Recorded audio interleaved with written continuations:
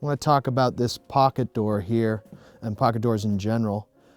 Every time I've built one, I've built it differently, I think. But I kept a few things that worked, got rid of the stuff that didn't, and so slowly refining that process until one day we'll have the perfect pocket door. On this one, for example, a couple things we do. One, we're going to frame it as a 2x6 wall.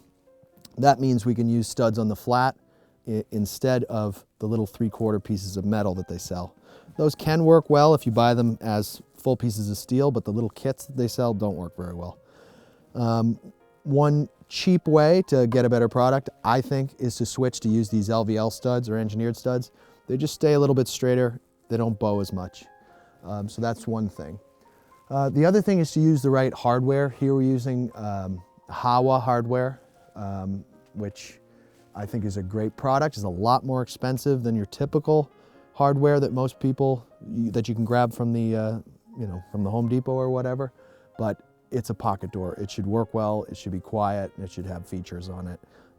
It shouldn't be, it shouldn't sound like an airplane taking off. So that's what we use. You'll notice here that we paint this. We're actually going to end up trimming this. You probably won't see it anyway, but it took no time at all to just put a little bit of black paint on that. We'll do that to these studs too, so that if you peer inside there, you're not going to see that yellow wood. The hardware that we are using does come with soft closes. I can show you how that works. Basically, you throw that, it's going to get caught, and it's going to slowly close. If the door is large enough, you can get a soft close on either side, but this door's not large enough.